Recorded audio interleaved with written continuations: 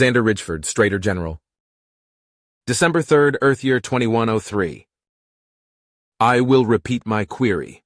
The martyr droned to Parak, its deep voice reverberating all the way down to my bones as it spoke with a strange, mechanical authority. Where is the human designated as Xander Ridgeford?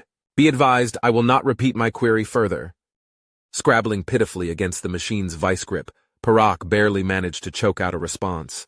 No idea, he sputtered, abandoning his more general effort to instead try and loosen just one of the martyr's claws.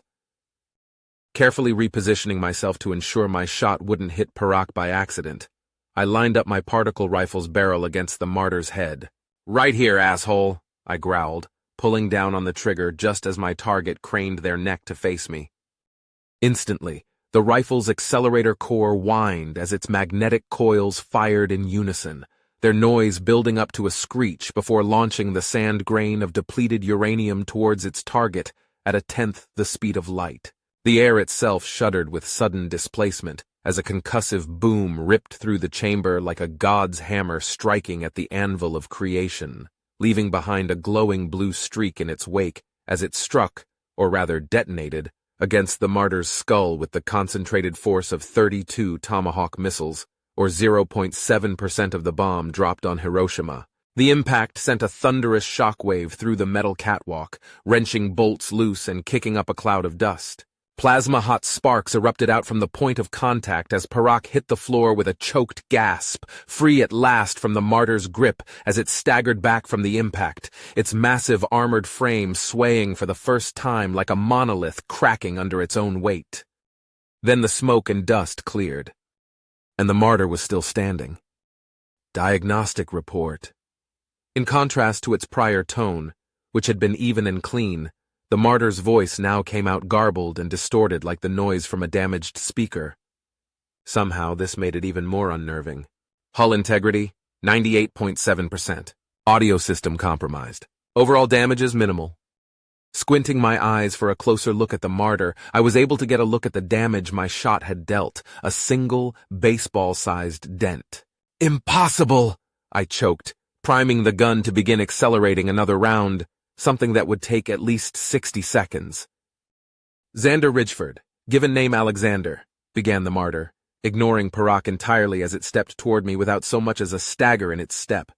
For your acts of terrorism, you have been deemed a threat to council stability. As such, I have been sent to retrieve your body. The condition of said body upon delivery has been deemed irrelevant. You and what fucking army? I barked back at the thing, keeping my weapon trained upon it and internally counting down the seconds until I could fire another shot. Behind my assailant, Parak struggled to his feet before retrieving a laser cutter from the floor that he'd probably dropped when the martyr grabbed him. Illogical, the machine replied, its malfunctioning voice box producing an almost mocking lilt, as in a split second it cleared the distance between us, grabbed my gun by its barrel, pointed it at the ceiling, and leaned down to face me on eye level. An army would slow me down. Attempting without avail to wrest my gun from the martyr's mechanized grip, I took one hand off the rifle to reach back and grab my pistol from its holster, hoping, despite all logic, that maybe I could find a chink in its armor. Before I could even try, however, my assailant grabbed me by the wrist and kicked me into the far wall, forcing me to surrender both weapons as pain lanced through my torso. Tossing aside my weapons onto a conveyor belt below us, the martyr stepped forward to continue its assault, only to pause upon the sound of plasma cutting through steel. Behind them, Parak could be seen dragging the cutter across various connection points for the catwalk. Lunging forth with uncanny speed in an attempt to stop him, the machine's weight proved too much for the weakened section to handle as immediately it gave way, depositing them below.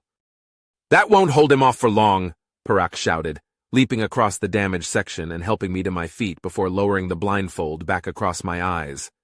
You were stupid to come back for me. Avery would never forgive me if I didn't, I growled, following behind the engineer as we staggered into the next room, and Parak set to work on the electrical panel beside an open bulkhead. I shot it with a fucking particle rifle and I barely left a dent. How the hell is that even possible? I asked, coughing up a small glob of blood onto the dusty metallic floor.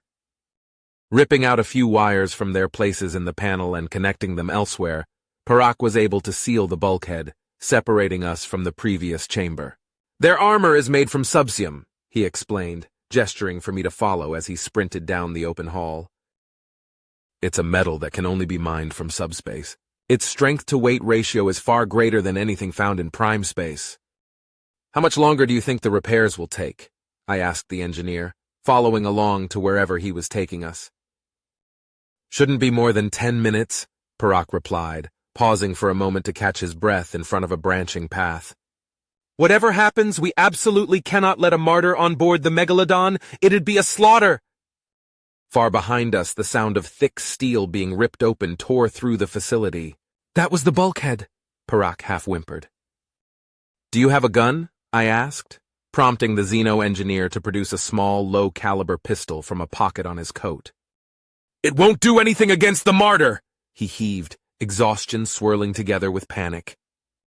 "I know," I replied, snatching the gun from his hands and chambering around. "Go back to the ship. If I'm not on it when repairs complete, then take off without me." For a moment, Parak looked like he wanted to debate me on this, but the rapidly encroaching sound of heavy metallic footsteps echoing down the hall left him with no time to do so. Instead, the Xeno nodded to me and took off down the leftmost tunnel. Just as Parak turned the corner, I spun around to see two golden lights cutting through the darkness and past my blindfold. Locking eyes with the monster stirred something primal within me. I wasn't an opponent to this thing, I was prey. "I'm curious," I shrugged, a calculated display of false nonchalance. Every second I kept it from lunging was another second for Meg's repairs to complete. If we're just a bunch of animals, then why'd the council bother sicing such an expensive toy on us? "Query irrelevant. Outcome unchanged," it replied, resuming its charge with a gait far slower than before. "Your heartbeat is erratic and your eye movements indicate stress, Alexander. Note that a peaceful surrender would considerably reduce your risk of injury." "Maybe when hell freezes over," I snapped back at it, raising Parak's pistol and unloading 2 shots into a nearby pipe that ran along the tunnel, dousing the machine in liquid nitrogen. With the martyr's joints momentarily iced over, I was able to get a head start in sprinting away down the rightmost path. Again, heavy footsteps resounded rapidly at my back as I sprinted down the halls, taking every twist and turn available in hopes to outmaneuver the machine pursuing me. No matter how many branch-off tunnels I took, however, those footsteps were never far behind. Eventually, the hall I'd been running down gave way to a massive chamber where nondescript components were maneuvered along a conveyor belt, arriving periodically before fleets of what appeared from my blindfolded perspective to be mechanical arms carving into them with high-power lasers. With no time to think, I climbed atop one of the belts and rolled onto the other side to hide behind it. At first it was hard to hear the martyr's footsteps over whirring machinery and my own pounding heart, but eventually they were loud enough to be heard over both as my pursuer stepped into the chamber with me. Crawling along the facility floor to avoid the monster's line of sight, I cringed with each step it took that seemed closer than the last. Pressing my back against one of the mechanical arms, I took the risk of peering over the conveyor belt's surface to see where it was. Suddenly, intense pressure closed around my throat as the martyr dragged me back over the conveyor belt and held me aloft. "Cargo acquired," it almost boasted, squeezing tighter around my neck until I couldn't breathe. Just before my consciousness could slip away, however, something bizarre happened. Suddenly, the mechanical arm I had been hiding beside spun around and directed its laser directly between the subsium plates of my assailant's arm and torso, slicing through a cable of false muscle and forcing the martyr to deposit me onto the ground. "Right arm efficiency at 80%, the machine droned, balling its other hand into a fist and slamming it against the laser arm that had damaged it. Gathering together all the strength I could muster and with it pushing to my feet, I sprinted as fast as I could across the chamber in a blind, single-minded escape attempt. When my earpiece crackled to life, I expected that the voice on the other end would be Parak, or perhaps even Avery, but instead, I was met with an entirely unfamiliar cadence. "You can thank me for the save later," it chimed, prompting from me a confused glance back at the mechanical arm. "I assumed manual control to make it do that," continued the voice, answering my question before I could ask it. Splotches of color blinked across my otherwise silhouetted vision as I continued my blind sprint, hindering somewhat my attempts to find an exit. "Who the hell are you?" I half-shouted, half-panted, glancing behind myself to find the martyr in hot pursuit. "A friend," it replied as behind me a maintenance drone crashed full force into the martyr, momentarily stunning it with the fiery explosion that ensued. "There's a ladder to your left. Climb it." Given my lack of other options, I quickly complied with the mystery voice's orders, dragging my heavily injured body up the ladder rung by rung before at last arriving on the catwalk above. This small victory didn't last long, however, as almost immediately I was intercepted by the martyr, who had leapt up from the ground floor. I tried to turn around, but my momentum was too great, and instead I found myself colliding with the machine, bouncing off of it and onto the ground. "Fuck!" I choked, rolling to the side to dodge the martyr's grip, forgetting that I was on a narrow walkway. It didn't register with me just how massive of a mistake I had made until I started falling.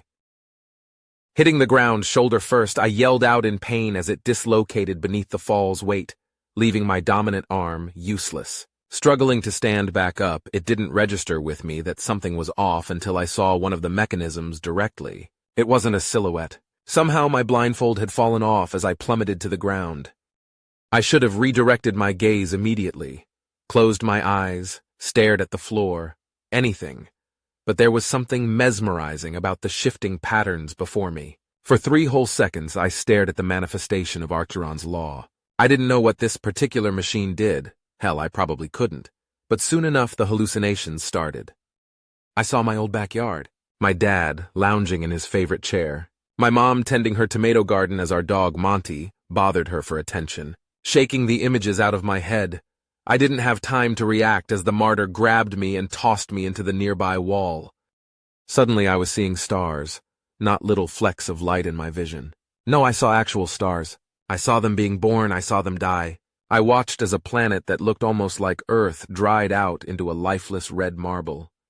As soon as I was able to recollect myself, I stood up and staggered back toward the ladder I'd been told to exit from. In order to spot it, however, I wound up catching a few more glimpses of the Arcturian mechanisms. Before I could even make it up the 5th rung, however, my leg was grabbed by the martyr as it slammed me back onto the ground, knocking the wind out of my lungs as it hoisted me over its shoulder and began walking towards the tunnel from which we'd arrived. Closing my eyes, the next hallucination I witnessed was something I just can't explain. I saw space itself tearing open, making way for a massive dark shape that seemed to eclipse reality itself. When I next opened my eyes, it was dark. The conveyor belts had stopped and the laser arms no longer moved. I was on the ground, and just beside me the martyr was twitching. "Apologies," the mysterious voice began. "It took me some time, but I managed to trigger a high-power EMP within this facility. These other machines will likely have to be replaced, but the martyr will recover in just a minute or two, so now's your chance to escape. Your weapons are on the conveyor belt beside you."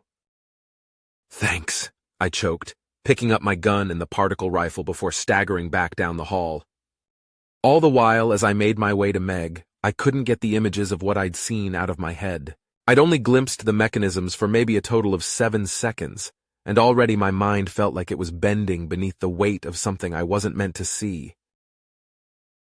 Talia, domestic human. December 3rd, Earth year 2103. I had always imagined freedom would taste sweet, a cocktail of exhilaration spiked with fresh air and the wind at my back. Instead, it tasted like smog, sweat, and the iron tang of overworked lungs as I sprinted through the streets of Athuk. Neon signs and dull orange streetlights illuminated my jagged path along the sidewalks and down lonely alleyways where few others trekked. Tears of exertion and fear blurred my vision as I stole frantic glances at the device clutched within my shaking hands, the sole lifeline between myself and the stranger who had promised me aid. Proshur wouldn't wake up for a few more hours, yet within my mind his presence never slept. In every shadow I saw his clawed hands reaching out for me, coaxing me into his gentle embrace. Each distant whisper of wind carried the notes of his voice calling me home, soft and patient, yet commanding an authority that I struggled even then to challenge. Each breath I took burned as though I were inhaling fire.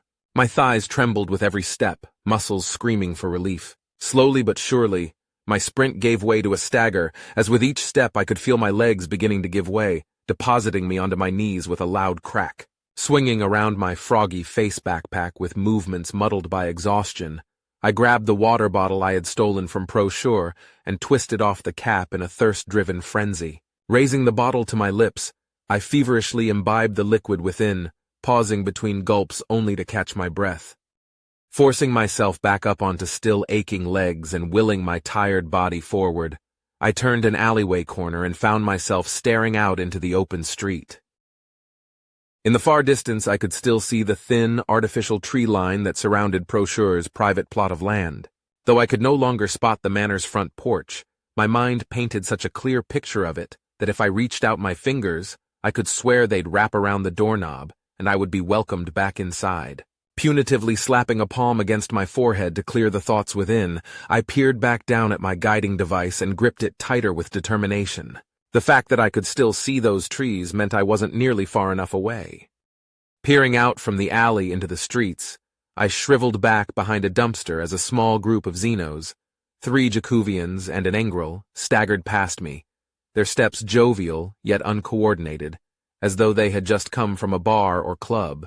Ignoring the pleas of my aching lungs, I held my breath and waited with my hand on Prosure's gun for the group to pass, my heart all the while pounding in my ears. Fortunately, they didn't seem to notice me, but even still the near miss left my hands trembling. With the alien band's raucous expressions of mirth fading into the distant white noise of revving engines and the occasional siren, I took one last look at the sidewalks around me to ensure they were otherwise empty, before darting out and making my way down the street in my objective's rough direction. Each hurried step elicited a jolt of pain as my legs demanded that I stop, but no matter what, I couldn't afford to listen. Out in the streets, I felt utterly exposed, unable to shake that awful sensation of phantom eyes pricking the back of my neck. Prosure was the most important man here on the Jacuvian homeworld, meaning there was no shortage of resources he could summon to track me down. Every second I was out there was another second of storefront or traffic cam footage that Prosure could use to find me even once my tracker was disabled.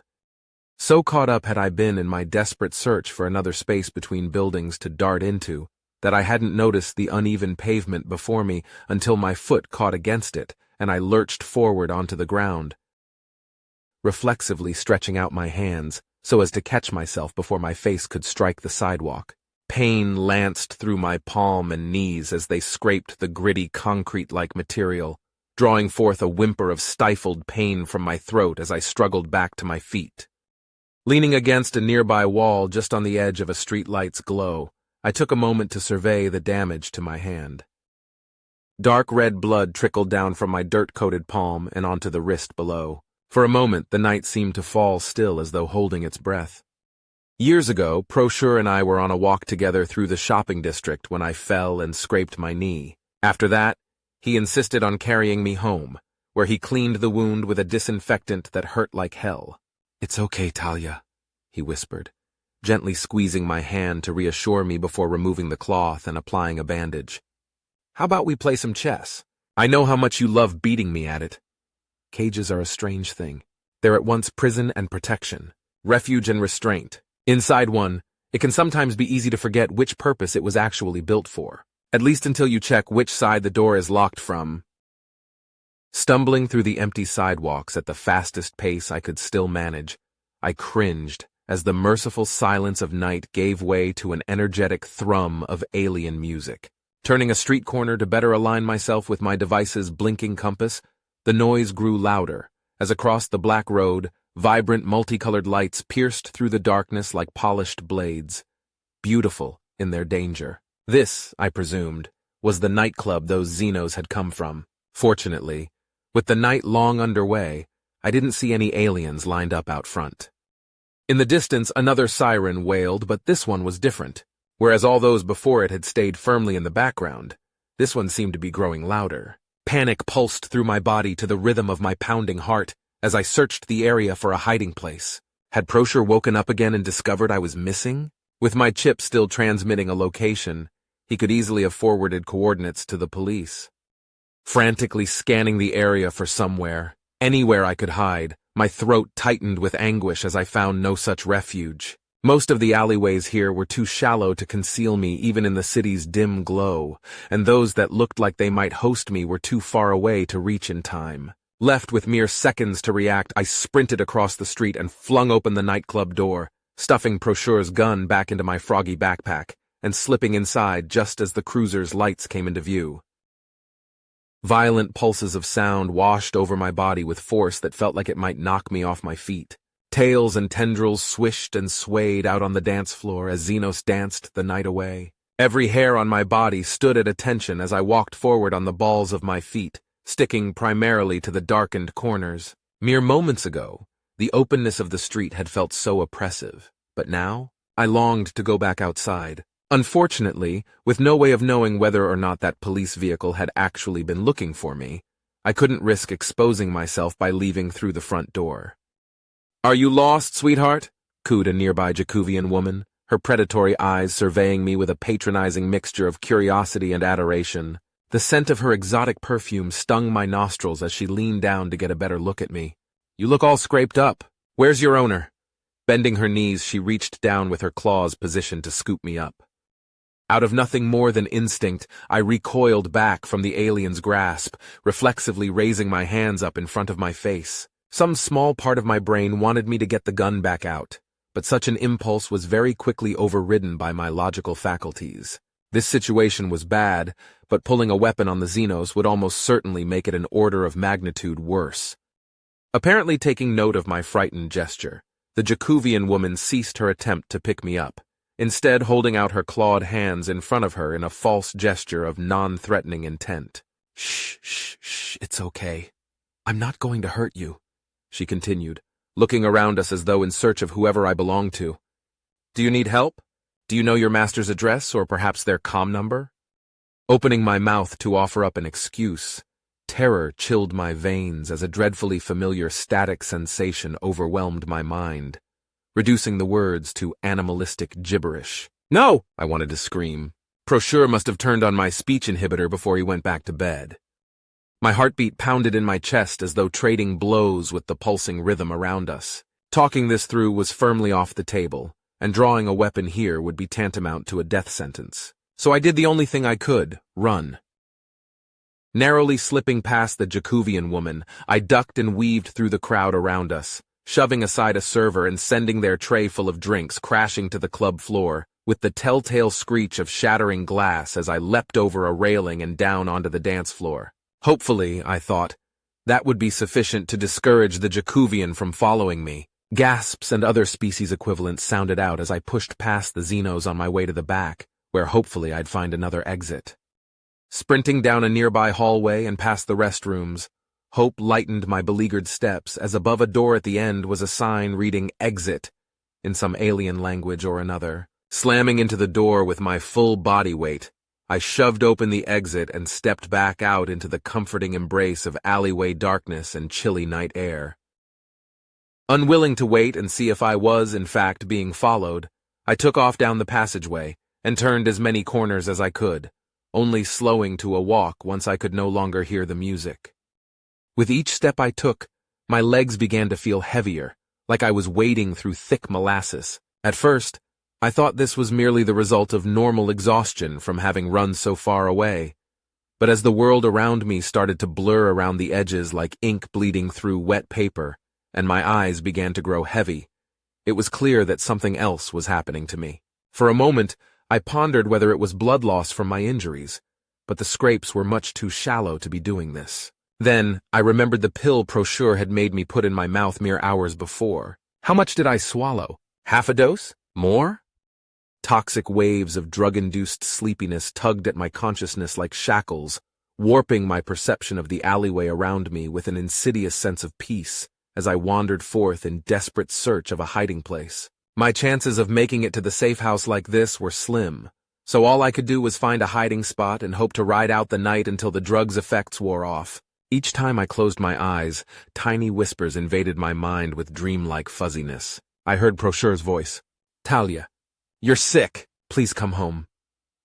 For a moment, I could have sworn I saw him in the corner of my vision, a phantasm so startling that I actually fell over again, this time firmly on my side. Whereas after my previous fall, the pain had been clear as day. Here it barely even registered. All I could think about was how cozy the ground beneath me felt. Knowing that I'd doze off within seconds if I simply laid there, I struggled to my feet and braced against the alleyway wall as I produced the device and pressed each button in search of the one that'd make the keyboard appear. My fingers felt numb as at last I pressed the one with A on it, pulling up the assortment of letters that my waning mind could only vaguely register. Pill checking in. "Please help!" I typed furiously. Every second spent staring at the screen felt like an eternity as I fought a losing battle to keep my wobbling knees from giving out beneath me. Just as I was on the verge of collapse, however, they responded. "I see where you are. Turn around and go to the next building on your left. Climb the fire escape and head to the roof. There's a rooftop storage shed up there you can hide in. The aluminum lining should interfere with your chip." Following the written order, I looked back at where I had come from and saw a ladder that in my panic I hadn't noticed before. Shakily sucking in a steadying breath, I pocketed the device and staggered over to wrap my fingers around the rungs just above my head, following suit with my feet and beginning the climb.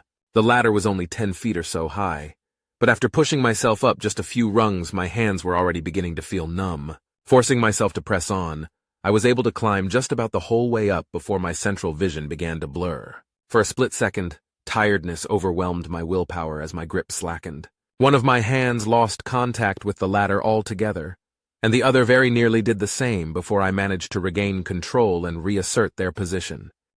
Unable to discern the individual stairs, I tripped on every other one as I climbed up flight after flight, summoning dregs of strength I didn't know existed within me as I made my way to the rooftop. At last, surmounting the final stairwell, I flinched back as blinding, motion-activated lights flashed in my face. Forcing my eyes to open just ever so slightly, I saw the promised shed outlined in their heavenly glow. I couldn't have been more than 20 steps away from relative safety, so without skipping a beat, I forced myself to limp forth. 20, 19, 18. Again, Prosher's voice echoed in my mind. "Don't be scared, darling," it whispered. 17, 16, 15. I could practically feel the warmth of his embrace. Part of me wanted more than anything to go back, to accept the comfort my master provided me, even at the cost of my own mind. I hated that part of me with all my heart. 14, 13, 12, 11, 10, 9. My legs gave out beneath me and I fell down onto my hands and knees, continuing toward the shed at a crawl. 8, 7, 6, 5, 4. My arms gave out shortly afterwards, forcing me to drag myself forward, further scraping up my palms as they dug into the rough rooftop. 3, 2, 1. Bracing myself against the shed door and reaching up with my right hand, I grabbed onto the handle and twisted it, depositing me at last onto the shed floor. Tucking myself inside the storage area with the last of my strength, I raised my legs to clear the doors so that it could close behind me, and fell into a dreamless, drug-induced sleep.